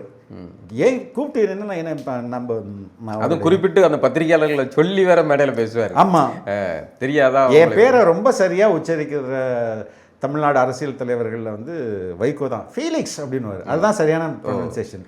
ஃபீலிக்ஸ் இன்னும் என்ன இப்படி பண்ணுறீங்க நீங்கள், ஏன் என்ன பண்ணுறீங்கன்னு ஒரு முறை கூப்பிட்டு ஏங்க அமெரிக்கன் கான்சுலேட்டுக்கு எதுக்கு போனாருங்க. அங்கே போய் என் பையன் ஏதோ கேட்டோன்னே பிடிச்சி அது இது சிகரெட்ஸ் தொடர்பாக அதுவும் பையன், அதுவும் ஒரு பொண்ணு ஒரு பையன். அதுக்கப்புறம் நீ ஜெயலலிதா, அதாவது ரொம்ப ரொம்ப இமோஷனலான ஒரு கேரக்டர் தான். ஜெயலலிதாவோட எதுவும் ப்ரெஸ் மீட்டுகள், ஜெயலலிதாவோட ப்ரெஸ் மீட் நிறைய பண்ணியிருக்கு. அவங்க ரொம்ப நார்மலாக கேட்டால் நார்மலாக அவங்க பண்ணிடுவாங்க. அவங்கள பிடிச்சி நிறுத்துறது கஷ்டம். அதுக்கு என்ன பண்ணுவாங்கன்னா எல்லாருமே ஃபஸ்ட்டு அவங்களுக்கு விரும்புகிற ஒரு கேள்வியை போட்டுருவாங்க, அப்போ தான் நிறுத்துவாங்கன்னு சொல்லிட்டு. அதுக்கப்புறம் வந்து நீங்கள் எதை வேணால் கேட்கலாம். அதுக்கப்புறம் ஆர்னால்டு வந்தார் ஒரு முறை. அவர் வந்து நிற்கிறாரு, கேளுங்கன்றாரு, எவனுமே கேட்கல. அது ஒரு ஜாலியாக போச்சு. வேறு ஸோ மெனி. இன்னொன்று நம்மக்கிட்ட ஆங்கிலத்தில் இது கேள்வி எழுப்புறதுல கொஞ்சம் இல்லை. இப்போ சரி ஆங்கில நாளேடுகளும் வருவாங்கள்ல, அங்கே வந்து அப்போ இன்றைக்கி வந்து எப்படி இந்த டிஜிட்டல் மீடியாவை ஒரு மாதிரி கீழ்த்தரமாக, அதாவது செகண்டரியாக பார்க்குறாங்களோ, அன்னைக்கு தொலைக்காட்சியை வந்து அப்படி தான் பார்ப்பாங்க. அன்னைக்கு டாப்னா பிரிண்ட் தான் ப்ரையாரிட்டி. கருணாநிதி வந்து தன்னுடைய அரெஸ்ட்டுக்கு முன்பு அரெஸ்ட்டுக்கு பின்புன்றதை நீங்கள் வந்து பார்த்தீங்கன்னு அந்த ஏஜில் அவர் புரிஞ்சுக்கிட்டாரு, இனிமேல் டெலிவிஷன் தாண்டா முக்கியம் அப்படின்ட்டு. முன்னாடியெல்லாம் ப்ரெஸ் மீட்டு, இப்போ ராம்தாஸ் ப்ரெஸ் மீட் பார்த்தீங்கன்னா அவர் வந்து டிக்டேட் பண்ணுவார், ஏன்னா இவங்க எழுதிக்கணுன்றதுக்காக. அது கருணாநிதியும் அரெஸ்ட்டுக்கு முன்பு டிக்டேட் தான் பண்ணுவார். அது டெலிவிஷனுக்கு ஐயோயோன்னு இருக்கும். ஏன்னா ஒரு நம்ம அதை உட்காந்து எடிட் பண்ணிட்டு எப்படி எவ்வளோ கட்டு போடுங்க, ரொம்ப கஷ்டமாக இருக்குது. எடிட் அவங்க எழுதுறதுக்கு வசதியாக இவங்க திரும்ப சொல்லணும். அப்போ அது அந்த ஸ்டைலில் வந்து ஃபஸ்ட்டு கருணாநிதி வந்து அந்த அரெஸ்ட்டுக்கு அப்புறம் ஆஹா இனிமேல் பிரிண்ட் வேலைக்கு ஆகுறா, இனிமேல் டெலிவிஷன்றாங்க, டெலிவிஷனுக்கு ஏற்ற மாதிரி மாற்றிக்கிறார், டக்குன்னு மாத்திரம். அப்போவே அவர் எவ்வளோ ஷார்ப்பான ஆள் அப்படின்றத நமக்கு தெரிஞ்சுக்கலாம். ஜெயலலிதா எதுவும் தனியாக பேச்சு எடுத்து இல்லை தனியாக நான் பண்ணது. பேசிக்காக எனக்கு வந்து டிஎம்கே எனக்கு ஆக்சஸ் நிறையா இருந்தது. அதனால் டக்குன்னு எனக்கு வந்து தகவல் வந்துடும். சார்பு திராவிட சார்பு வேறு, திராவிட சார்பு. சரி, என்டிடிவியை பொறுத்தவரை நீங்கள் எந்த சார்பு நிலை வேணும்னாலும் பர்சனலாக எடுத்துக்கலாம். ஆனால் அது உங்கள் தொழிலில் கட்டக்கூடாது. அது வந்து தொழிலில் நீங்கள் ப்ரொஃபஷனல். ஆமாம், அது ப்ரொஃபஷனலாக இருந்துக்கணும். அதனால் அப்படி எனக்கு ஈஸி எங்கே உங்களுக்கு ஆக்சஸ் கிடைக்குதோ அங்கே தானே உங்களுக்கு அதிகமாக நாட்டம் போகும். அதனால் எனக்கு அது இப்போ சுனில் பிரபு இருக்கான்ல, எனக்கு அவன் வந்து he is very close to Jayalalithaa. அவன் வந்துட்டு ஜெயலலிதா இவன் ட்ரான்ஸ்ஃபர் ஆகி போகிறான்னு சொல்லி அவங்கள்ட்ட சொல்கிறான், நான் I'm going to Delhi back அப்படின்னு சொல்கிறேன். அப்படியா அப்படின்னு சொல்லிட்டு அவங்க ஜெயலலிதா சிஎம் அவங்க ஆஃபீஸ்லேருந்து கூப்பிட்றாங்க, மேடம் உன்னை பார்க்கணுமா, மேடம் உன்னை பார்க்கணுமா, எனக்கு டைமில் அர்ஜென்ட்டாக பேக் பண்ணிட்டு இருக்கேன்றாங்க. டேய் சிஎம்டா கூப்பிட்றாங்கன்னு என்கிட்ட எல்லாம். அப்போ பேர் ஒரு ராஜான்னு ஒருத்தர் இருந்தார். அவருக்கு கால் பண்ணி இன்னும் வர சொல் மேடம் 4-5 முறை கேட்டாங்க. என்னடா நீ போறியா? இல்லை நான் வீட்டில் பேக் பண்ணிட்டு இருக்கேன், என்னால் வர முடியாதுன்னு சொல்லிட்டுன்னு சொன்னான். நானும் அதை சொல்லிட்டேன். அவன் கடைசி வரையும் போய் பார்க்கல சிஎம் வந்து டெல்லி போகிறாங்க. இவன் வந்து அங்கே போய் பிகாஸ் ஹி வாஸ் கவரிங் தமிழ்நாட்டிலேருந்து போனதுனால நீ அதை கவர் பண்ணுற மாதிரி ஏடிஎம்கேவும் அங்கேருந்து கவர் பண்ணால். அப்போ ஜெயலலிதா வந்து ஃப்ளைட்டில் இறங்கி வராங்க. இவன் நிற்கிறான். என்ன சொன்னேன் நீ வந்து பார்க்கவே இல்லை, நீ நான் வந்து வெயிட் பண்ணியிருந்துருமா உனக்கு அப்படின்றாங்க. இல்லை மேடம் உண்மையில் நான் பிஸியாக பேக் பண்ணியிருந்தேன் வரணும். அவ்வளோ பிஸியாக பேக் பண்ணியிருந்தேன் ஒரு சிஎம் கூட வந்து பார்க்க முடியாமல் போகிற அளவுக்கு அப்படின்னாங்க. ஆமாம் மேடம் அப்படின்னா. இது அன்றைக்கி செய்தியாக வந்துச்சு. அந்தளவுக்கு எதுக்குடா உங்களுக்கு எங்கே ஆக்சஸ் இருக்குது, அதாவது அங்கே தான் உங்களுக்கு ஈஸியாக போகும். சரி, இப்படி பல அனுபவங்களை கடந்து வந்திருக்கீங்க. கடைசியில் நீங்கள் பத்திரிகையாளரே இல்லை அப்படிங்கிற மாதிரி சொல்லலாம் நடந்து போச்சு. அந்த எபிசோடுக்குள்ளே போவோம். என்ன அந்த இந்த கைது வந்து இப்படி சரி எல்லாமே சொல்கிறாங்க, நீங்கள் ஏன் வந்து அதை எடிட் பண்ணல, அது ஏன் பீப் போடல அப்படின்ற மாதிரி சொல்கிறாங்க. ஆக்சுவலாக அது அந்த இன்டர்வியூக்காக கைது செய்யப்படல. அது வந்து ஒரு டூல் தான். கைது செய்யப்பட்ட ஒரு காரணம் தான் அதுதான் வந்து கைது செய்யப்பட்டாங்க. அதுக்கான காரணம் அதை அந்த இன்டர்வியூ நடக்கலான்னு இருந்தால் கூட வேறு ஏதாவது ஒரு இன்டர்வியூனாலும் கைது பண்ணியிருப்பாங்க. அப்போ அரசு வந்து ஒரு நிலைப்பாடு எடுத்துட்டாங்க, இவங்க 2 பேரும் வந்து ஒன்றா சேர்க்க விடக்கூடாது அப்படின்ட்டு. ஏன்னா இன்றைக்கி வந்து எல்லா மீடியாவுக்கும் உங்களுக்கு தெரியும் நல்லா எவ்வளோ பேரை வந்து விலைக்கு வாங்கிட்டாங்க. நம்மளெல்லாம் வந்து பேரம் பேசியிருக்க மாட்டாங்க நான் நினைக்கிறீங்க. இவ்வளோ இத்தனைக்கும் நான் ரொம்ப வருஷத்துக்கு முன்னாடியே ஆரம்பிச்சிருக்கும்போது எல்லாத்துக்கும் நான் வந்து எல்லா தரப்புலேருந்தும் நோ தான் சொல்லிடுவேன். அப்போ இது ஒரு அடக்குமுறையாக தான் நம்ம பார்க்கணும். ஸோ இப்போ இது அவங்க கொடுக்குறதுனா இன்டர்வியூ கொடுக்கறவனுக்கும் ஆபத்து, இன்டர்வியூ எடுக்கிறவனுக்கும் ஆபத்து, அதை புரிஞ்சுக்கோங்க அப்படின்றதான் அவங்க கொடுத்த மெசேஜ். செய்தியாக தான். நீ வந்து உன்னை விட்டுருவோம் அப்படின்னு நினைக்காத, நீயும் வந்து உன்னையும் வந்து உள்ளே போடுவோம். அப்போ அது எல்லாருக்குமே வந்து மற்ற பத்திரிகையாளர்களுக்கு கொடுக்குற ஒரு செய்தி தகவல் தான். அதுக்கப்புறம் நீங்கள் வந்து பார்த்தீங்கன்னா அதுக்கப்புறம் சவுக்கும் வேறு யார்கிட்டையும் கொடுக்குறத நிறுத்திட்டாரு, எக்ஸப்ட் என்கிட்ட கொடுத்துருந்தாரு. ஏன்னா எதுக்கு மற்றவனுக்கு நம்மளால் ஆபத்து. அவங்களும் பல பல பல சேனல்கள் விரும்பாமலும் போயிட்டாங்க. ஏன்னா அவனை தூக்கி உள்ள போட்டாங்கன்னா இது இல்லை. இப்போ எனக்கு என்னென்னா சங்கரை பேட்டி எடுத்தீங்க. சங்கர் வழக்கமாக எல்லா சேனல்களுக்கும் பேட்டி கொடுத்தாரு, உங்களுக்கும் கொடுத்தாரு. அதில் சில வார்த்தைகள் வந்து தவறாகவே சொல்லிட்டாருன்னு வச்சுக்கிடுவோமே அவருடைய பார்வையில். இப்போ அந்த இதை நீங்கள் போட்டுட்டீங்க. இது வந்து ஒரு வருத்தத்தில் போயிருக்கலாம், அல்லது அந்த நபருடைய வெர்ஷனை பதிவு பண்ணுங்கிறதுக்காக போட்டோம். நம்ம ஒரு ஜேர்னலிஸ்ட்டாக பதிவு பண்ணோம். இதில் அவரை கைது பண்ணதில் ஒரு இது இருக்குது. உங்களை கைது பண்ணுறதுங்கிறது உங்களுக்கு மட்டும் இல்லை, மற்ற எல்லா பத்திரிகையாளர்களுக்கும் கொடுக்கப்படுற. இது ஏன் நான் அப்படி சொல்கிறேன்னா, அந்த பேட்டி ஆன்லைனில் இருக்குது. அந்த ஆன்லைன் பேட்டியை நானும் எடுத்தேன்னு நான் மறுக்கலை, அவர் நான் கொடுக்கலன்னு மறுக்கலை. 2 பேரும் அந்த பேட்டியை எடுத்தது நாங்கள் தான் அப்படின்றத சொல்லியாச்சு. இப்படி இருக்கும்போது எதுக்கு ஆஃபீஸில் உள்ள என்னுடைய லைஃப் என்ன சொல்கிறது, என்னுடைய லைவ்லிஹுட்டுக்கான எக்யூப்மெண்ட்ஸை எடுத்துகிட்டு போகணும். ஒன்று முடக்கிறது. 2வது என்னுடைய பெயில் பெட்டிஷன் வரும்போதெல்லாம் அவங்க வச்சது நீ சேனலை முடக்குனா இப்போ இந்த சேனல் முடக்கிறதுக்கும் அந்த வீடியோக்கு என்ன சம்பந்தம்? சரி, அந்த ஒரு வீடியோவை எடுங்க. அந்த வீடியோவை நம்ம எடுக்கவும் முடியாது, ஏன்னா அது எவிடன்ஸ் ஆயிடுச்சு. எவிடன்ஸை நம்ம அதை கை வச்சோம்னா மறைச்சிட்டான், டேம்பர் பண்ணிட்டான் அப்படின்றதும் ஆகிடும். அப்போ அது வந்து கோர்ட்டோட எவிடன்ஸ், அதை எடுக்க முடியாது. இப்போ இந்த இன்டர்வியூக்காக என்னோட எக்யூப்மெண்ட்ஸ்லாம் எதுக்கு எடுத்து போனோம்? சரி, எக்யூப்மெண்ட்ஸை எடுத்துகிட்டு போனேன். கேமராவில் வந்து ரெக்கார்ட் பண்ண சிப்பை தானே எடுத்து போவாங்க, கேமரா எடுத்து போவாங்க. ரைட், கேமரா எடிட் எல்லாத்தையும் எடுத்துகிட்டு போயிட்டாங்க. இல்லை, அது என்னென்னா நீங்கள் இந்த ஒரு இதுக்கு சொல்கிறீங்க. இப்போ ஏன் கைதில் கார்ட்டூன் வரைஞ்சது என்கிட்ட வந்து கேட்டாங்க, நீங்கள் தான் கார்ட்டூன் பாலான்னு கேட்டாங்க. அதாவது எல்லாம் மஃப்டியில் தான் வந்தாங்க. ஆமாம் அப்படின்னா, இந்த கார்ட்டூன் வரைஞ்சது நீங்கள் தான்? ஆமாம் நான் தான் சொல்லியாச்சு. அடுத்த செகண்டு சடன்னு என் கையில் இருக்க ஃபோனு எல்லாம் பிடிங்கியாச்சு. வீட்டில் மனைவி வந்து பார்க்குறாங்க, என்ன நடக்குன்னு தெரியல. சடன்னு எல்லாம் நடக்குது. நான் கம்ப்யூட்டர் முன்னாடி இருக்கேன், கம்ப்யூட்டர் எப்படி எடுக்கணுங்கிறது கூட இல்லை. சடன்னு பிச்சு எடுத்து மானிட்டரு சிஸ்டம் எல்லாம் தூக்கி போட்டாங்க. நான் சொல்கிறேன், நான் வந்து என் அட்மின் வரைஞ்சேன்னு சொல்லலை, நான் தான் வரைஞ்சேன், கார்ட்டூன் என்னுடைய தான், இதை நான் வரைஞ்சது எங்கேனாலும் வந்து ஒத்துக்கிட்டேன். இதெல்லாம் எதுக்கு பிடுங்குறேன்? இதெல்லாம் சைபர் இதுக்குள்ளன்ட்டு தூக்கி போட்டு எடுத்து போகிறாங்க. இது மூலமாக என்னென்னா நமக்கு வந்து திரும்ப மறுபடியும் நம்ம வரைகிறதுக்கான துணிச்சல் வரக்கூடாது, நம்ம பொழப்ப செய்யக்கூடாது. அந்த பொருள்கள் எனக்கு வந்து வழக்கு முடிஞ்சு ஒரு 6 மாதம் கழித்து தான் எனக்கு திரும்ப வந்து கிடைச்சி. இப்போ உங்களுக்கும் கிடைச்சி. இப்போ எனக்கு இன்னும் கிடைக்கல. இது ஓகே, என்னுடைய பர்த் சர்டிஃபிகேட்டு, என்னுடைய பாஸ்போர்ட்டு, என்னுடைய கம்யூனிட்டி சர்டிஃபிகேட்டு, அதுக்கப்புறம் நான் வந்து நீங்கள் செய்தியாளரே இல்லைன்னு சொன்னாங்க. நான் வந்து இப்போது ஐவிஎல்பி ப்ரோக்ராம்னு அமெரிக்காவில் நடக்கும். இங்கேருந்து ஜேர்னலிஸ்ட்டை கூப்பிட்டு போவாங்க. கூப்பிட்டு போய் அங்கே ஒரு 40 நாள் கிட்ட அமெரிக்காவில் சுற்றி காட்டு, இது மாதிரி இங்கே எப்படி நியூஸ் இயங்குது, இங்கே எப்படி ஒரு எக்ஸ்சேஞ்ச் ப்ரோக்ராம் இருக்கும். அதுக்கு ஒரு சர்டிஃபிகேட் கொடுப்பாங்க. இந்த மாதிரி ஜேர்னலிஸ்டாக இவர் அமெரிக்கா வந்து போனால் அந்த சர்டிஃபிகேட் உட்பட கம்யூனிட்டி சர்டிஃபிகேட்டு, என்னுடைய ரெண்டல் அக்ரிமெண்ட்டு, எல்லா டாக்குமெண்ட்ஸு இது எது இருந்துச்சு. இல்லை இதுக்கும் என்னுடைய இன்டர்வியூக்கு என்ன தொடர்பு? அப்போ மொத்தமாக நம்மளை காலி பண்ணணும்னு முடிவு பண்ணிட்டாங்க. இல்லை வேற எதுவும் காரணம் இருக்குன்னு நினைக்கிறீங்களா? உங்களுக்கும் சங்கர் கூட உங்களுக்கு வேற ஏதாவது தொடர்பு இருக்கும்? இல்லைங்க, என்ன செய்தி ரொம்ப தெளிவு. நீங்கள் வந்து அவனை ப்ரொமோட் பண்ணணும்னு நினச்சா, அவனை நீ பேட்டி எடுக்கணும் மற்ற சேனல் நினச்சா, ஃபிலிக்ஸ்க்கு நேர்ந்த கதி நடக்கும். நீ கேர்ஃபுல்லாக இருந்துக்க, நீயும் கேர்ஃபுல்லாக இருந்து, இனிமேல் அவங்க கூட பேசாத. ஒன்று வந்து எனக்கு ரொம்ப தெளிவாக தெரியுது, என்கிட்ட அப்படின்னு அவங்க மனசில் வச்சுருந்துருப்பாங்கன்னு நினைக்கிறேன். ஏன்னா டெல்லியில் வந்து என்னை கைது பண்ணும்போது அந்த காவல்துறை அதிகாரி வந்து யாரோ இன்னொரு அதிகாரிகிட்ட பேசிகிட்டு இருக்கிறாரு. நானும் என் நண்பரும் தான் உட்காந்துருக்கும்போது பேசிகிட்டு இருக்கும்போது பேக்கெல்லாம் செக் பண்ணிட்டியா, எதுவும் இருக்குதா அப்படின்னு கேட்டார். சார் செக் பண்ணிட்டேன் சார், க்ளீன் சார் அப்படின்னா. அப்போவே எனக்கு சரி நமக்கும் தெரியாதாண்ணா, ஓகே அவங்க வந்து இருக்குமோ அப்படின்ற சந்தேகத்தில் இருந்திருக்காங்க அப்படின்றது இல்லைன்றது தெரிஞ்ச பிறகு என் மனைவிக்கும் அது அப்போது இப்போ சவுக்கிட்ட வச்சாங்க அப்படின்ற மாதிரி ஒரு செய்தி பரபரப்பாயிட்டு இருக்கு. இப்போ ஏன் வீட்டுக்கு வரும்போதும் ஏன் இவங்க இதே மாதிரி பண்ணிடக்கூடாது அப்படின்றதுல அவங்க கொண்டு வந்து வச்சுட்டு எடுத்துகிட்டு போயிடலாம் இல்லையா அப்படின்ற மாதிரி அதுக்கு தான் வந்து அது ரொம்ப பயந்துட்டாங்க. அதோடைய வெளிப்பாடு தான் அப்படி அவங்க வந்து காவல்துறையை வந்து அந்த சமயத்தில் அவங்க சரியாக தான் அது ஹேண்டில் பண்ணாங்க.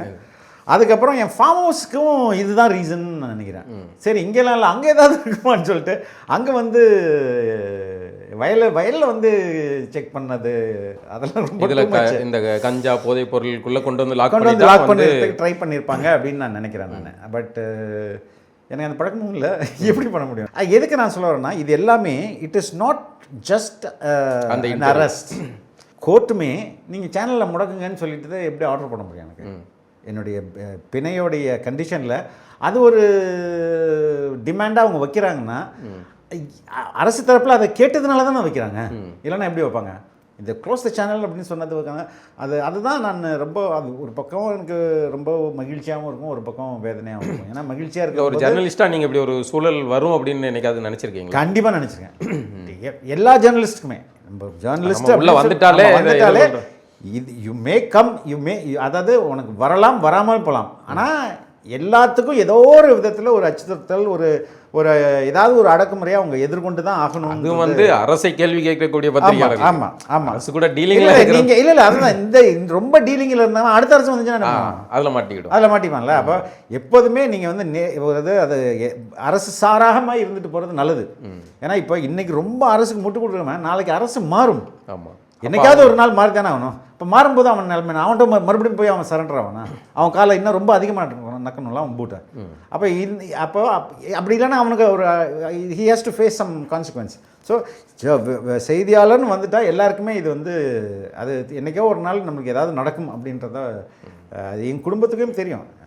அவங்களும் வந்து பிள்ளைங்க எல்லாம் எப்படி எடுத்துக்கிட்டாங்க? மனைவி என் பொண்ணு வந்து ஓகே, என் பையன் ரொம்ப சென்சிட்டிவாக எடுத்துக்கிட்டான். அவன் வந்து அந்த பியர் ப்ரெஷர் இருக்கும் காலேஜில் ஃப்ரெண்ட்ஸு, அது அவனுக்கு ரொம்ப. அதுக்கப்புறம் அதை தொடர்ந்து வைக்கப்பட்ட அவதூறுகள் நிறைய இருந்துச்சு. அதெல்லாமே வந்து என் ஒய்ஃபுக்கு தெரியும், நான் நம்ம ஃபீல்டு இதுன்னு தெரியும். ஆமாம், அது என் பொண்ணுக்கு ஓரளவுக்கு ஷீஸ் மெச்சூர்ட் இனஃப்.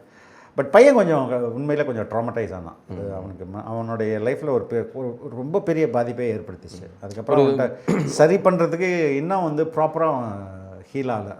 ரொம்ப அவன்கிட்ட உட்காந்து பேசி கூட படுத்துட்டு கட்டி பிடிச்சிட்டு எப்படி பண்ணாலுமே அவன் இன்னும் அந்த இதுலேருந்து அவன் வரல. அந்த தாக்கம் இருக்குது. நான் கொஞ்சம் ஏதாவது சென்சிட்டிவாக ஏதாவது இன்றைக்கி சப்ஜெக்ட் பேசணும் வீட்டில் டிஸ்கஸ் பண்ணும்போது உனக்கு என்ன தேவையா, ஏன் அமைதியாக இருக்க வேண்டியதானே அப்படின்னு அவன் ஒரு சம்பவத்தை பார்த்தீங்க. திரும்ப மறுபடியும் பொண்ணு வந்து ஷீஸ் மெச்சூர்ட் இனஃப், ஓரளவுக்கு அது புரிஞ்சிக்க முடியுது. இது வந்து இண்டிவிஜுவல் கிரைம் கிடையாதுரா, இது ஒரு ஸ்டேட்டுக்கும் தனி மனிதருக்கும் நடக்கிற ஒரு சண்டை அப்படின்றத என் பொண்ணு புரிஞ்சுக்கிட்டா. போனோம் அந்த சமயத்தில் பத்திரிகையாளர்கள் வந்து உங்கள் கூட சரியாக நிற்கலையோ அப்படிங்கிற வார்த்தை இருக்கா? நான் உண்மையில் எதிர்பார்க்கலைங்க.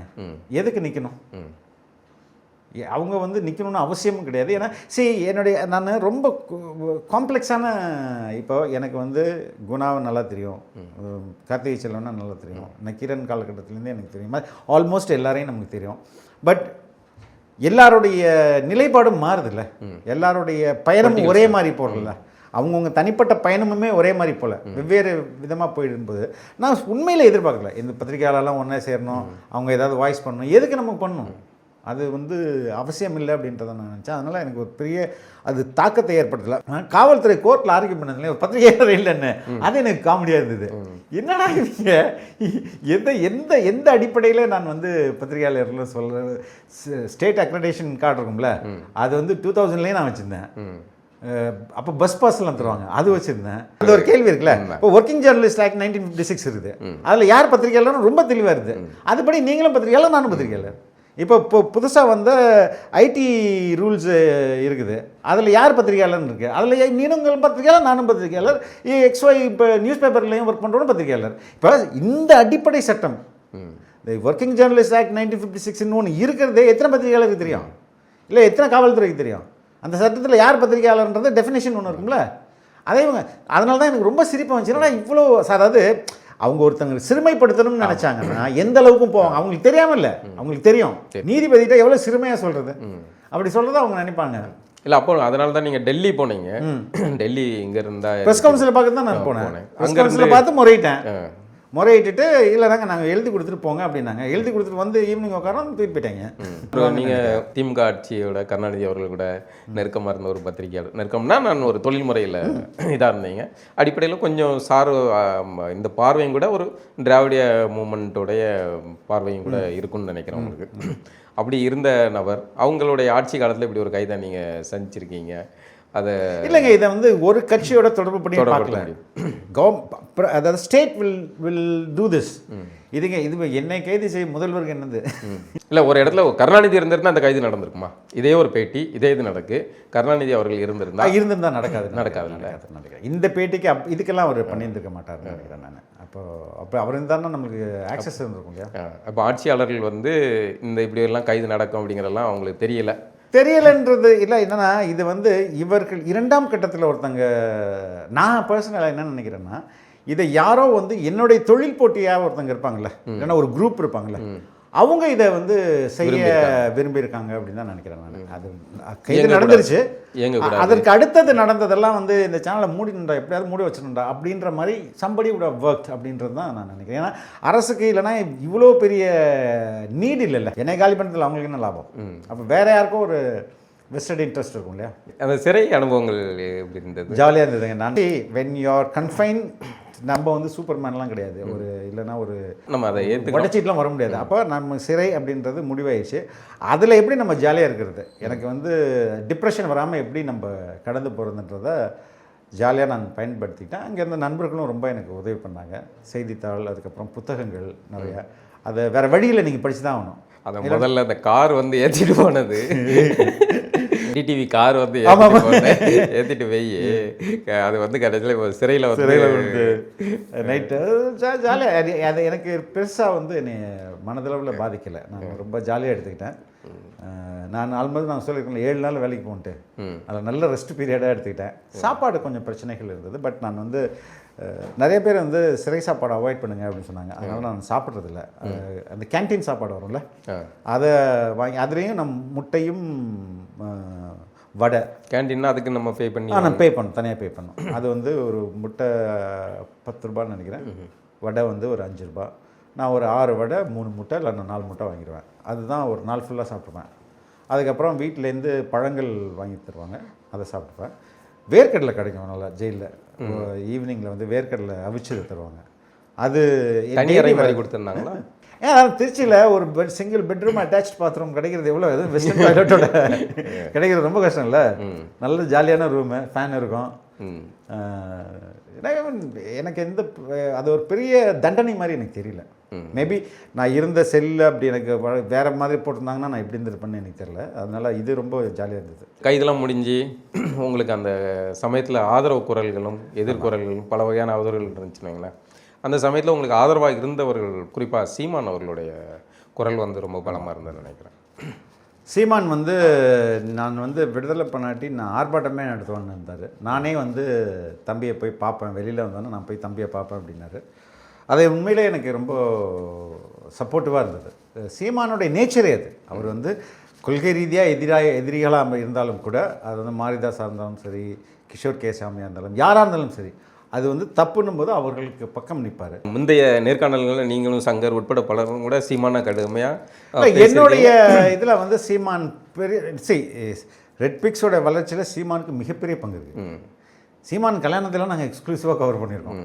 ஏன்னா அந்த டைமில் சீமானை வந்து ஒரு பெரிய அரசியல் கட்சியாக ஊடகங்கள் மதிக்காது, எங்களை ஒரு ஊடகமாக மற்ற அரசியல் கட்சி மதிக்காது. அப்போ 2 பேருக்கும் ஒரு பாண்டேஜ் இருந்தது. நாங்கள் வந்து சீமான் கவர் பண்ணாத நிகழ்வுகளே சென்னையில் இருக்காது. அப்படி தான் அந்த ஒரு காலத்தில் சீமானோட சேனல்ன்ற மாதிரியே வந்துருச்சு ரெட் பிக்ஸ். 2012 நினைக்கிறேன். அந்த டைம்லேருந்தே நான் வந்து நாம் தமிழர் கட்சியோடைய நெருக்கமாக, பட் ஆனால் இந்த கலர் வரக்கூடாதுன்றதுல நான் ரொம்ப தெளிவாக இருந்தேன். அதனால் சீமான் எனக்கு என்னையே அவருக்கு தனிப்பட்ட முறையிலே தெரியும். அப்போ இப்படி ஒரு குரல் அவர் கொடுக்கும்போது நம்ம போய் பார்க்குறது, அவரே நான் தம்பியை போய் நானே பார்ப்பேன் அப்படின்னு சொல்லியிருந்தாரு. நம்மளே போய் பார்ப்போமே, நமக்காக யாராவது ஒருத்தர் வெளியிலேருந்து ஒருத்தர் வாய்ஸ் கொடுக்கறதுக்கும் ஒரு நபர் இருக்காரு, நமக்கு ஒரு பாதுகாப்பு. போய் இந்த குரல் அந்த காலத்தில் அவசியமானது. போய் ரொம்ப போய் சந்திச்சுட்டு பேசியிருந்தேன். அதுக்கப்புறம் வந்து அந்த ரொம்ப நாள் இருந்த கேப் வந்து நான் முன்னாடி ஒரு காலத்தில் ரொம்ப அடிக்கடி பேசிகிட்டே இருப்போம். அதுக்கப்புறம் வந்து அந்த கேப் ஆகிடுச்சு. அந்த கேப் ஆன பிறகு சரி இப்போ கலைஞம் தோழர் தான் சொல்லுவார், உங்களை மறுபடியும் சேர்த்து விட்டது ரொம்ப தப்பாக போச்சு அப்படின்ட்டு. அவர் தான் அந்த இனிஷியேட், நான் அவர்கிட்ட தான் கேட்டேன் தோழர் கலைஞர். இப்போ நீங்கள் பார்த்த சீமான் இப்போ அதே தாங்க. இல்லை, நான் கேட்குறது வந்து அவர் இந்த காலத்துக்கு ஒரு இயக்குனராக அந்த மாதிரி வந்து பேசி இப்படி வந்து ஏதோ பேசுகிறான் அப்படிங்கிற மாதிரி பார்த்த ஒரு சூழல் இன்னைக்கு தவிர்க்க முடியாத ஒரு தமிழக அரசியல் களத்தில். இல்லை நான் இதை வந்து ரொம்ப முன்னாடியே அவர்கிட்ட சொன்னேன். ரொம்ப முன்னாடியே அனலிட்டிக்ஸ் இருக்கும்ல, இப்போ யூடியூபோடைய, ஃபேஸ்புக்கோடைய, ட்விட்டரோடைய அந்த அனலிட்டிக்ஸ் வந்து அது வந்து மனிதர்களுடைய பல்ஸ் அப்படி தான் நான் பார்ப்பேன். ஈவன் இந்த கூகுளில் சர்ச் டேர்ம் இருக்குல்ல, இதெல்லாம் வந்து அது மெஷின்லேருந்து நமக்கு அவுட்புட்டை நம்ம எடுத்தாலும் அது கொடுக்குற இன்புட் வந்து மனிதர்கள் தானே.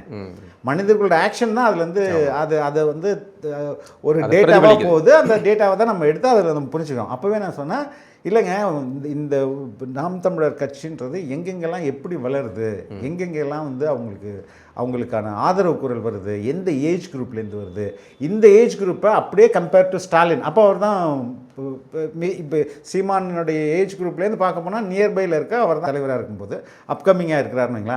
அப்போ இந்த ஏஜ் குரூப்பு இந்த ஏஜ் குரூப்புக்கும் சீமானை எவ்வளோ பேர் தேடி இருக்காங்க, இல்லை நான் பார்த்துருக்காங்க. இந்த எம்கே ஸ்டாலின்ற தலைவர் எத்தனை பேர் இது மாதிரி நிறைய அனலிட்டிக்ஸ் நான் போய் பேசியிருக்கேன். அவர் ரொம்ப பிடிக்கும் அதெல்லாம். ஏன்னா புதுசாக இருக்க தகவல் அப்படின்னும் போது அப்போது அந்த அடிப்படையில் அப்போல்லாம் சொல்லுவார் அவர், என்னடா எங்களை பற்றி ஒரு செய்தி கூட போட மாட்டேங்கிறீங்க அப்படின்னு.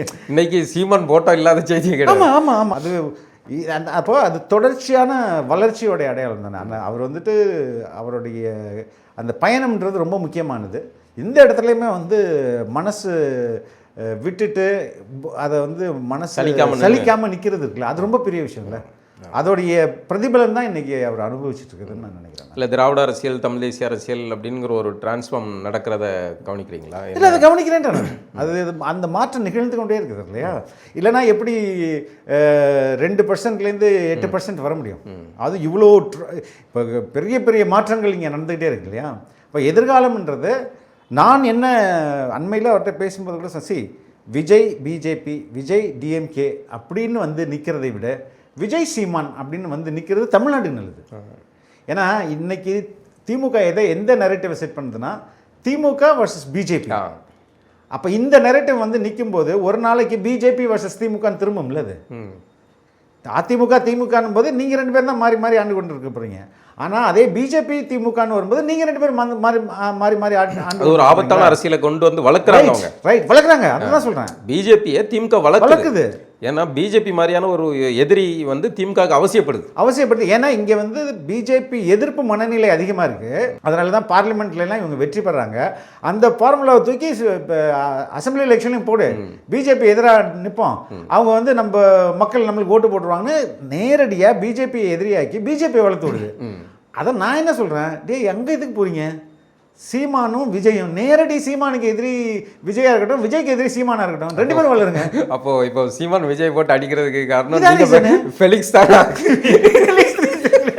இதே கருதுகோளை நான் சொல்றேன், சரிங்களா? இது 2 பேருக்குமே நல்லதுன்றான். இதுக்காக போய் அவர் அங்க காசு வாங்கிட்டாரு, அப்ப திமுக அடிக்கும்போது எங்க காசு வாங்கினாரு? பிஜேபி. அப்போ பாசிச பாஜக. அப்ப முதல்ல அதிமுக கிட்ட வாங்கினாரு, அதுக்கப்புறம் வந்து பாஜக கிட்ட வாங்கினாரு, இப்போ திமுக கிட்ட வாங்கிட்டாரு. தமிழ்நாடு அரசியல் ஹீரோ வில்லன் நம்பர் 2 பேரை மட்டும்தானே இயங்குது. அப்போ இங்கே யார் ஹீரோவானா இருக்கட்டும், யாராவது ஒருத்தர் வில்லன் வேணும்ல. சீமானுக்கு வில்லன் வந்து விஜயா இருக்கட்டும், விஜய்க்கு வில்லன் சீமானா இருக்கட்டும், 2 பேரும் வளரட்டும் அப்படின்றது தான். அப்படி போகும்போது தான் தமிழக அரசியல் ஒரு தமிழ் தேசியத்தை நோக்கி என்னைக்காவது ஒரு நாளைக்கு அப்போ தமிழ் தேசிய ஆட்சி இங்கே அமைவதற்கான வாய்ப்பு வரும்ல. விஜய் ஆட்சி அமைக்கட்டும், ஒரு முறை இருக்கட்டும், அதுக்கு அடுத்தது இவர் தான். எனக்கு தெரிஞ்சு அப்படி தான் போய் நிற்கும்னு நினைக்கிறாங்க. இன்னைக்கு உள்ள அரசியல் அப்படி தான் போய் நிற்கும்னு நினைக்கிறேன். ரொம்ப நன்றி தோழர். ரொம்ப நன்றி தோழர். தேங்க்யூ. நீண்ட நெடிய பயணம் ரொம்ப ஒரு நல்ல உரையாடலாக இருந்தது. ரொம்ப மகிழ்ச்சி தோழர். நம்ம இன்னொரு நிகழ்வில் சந்திப்போம். உறுதியாக.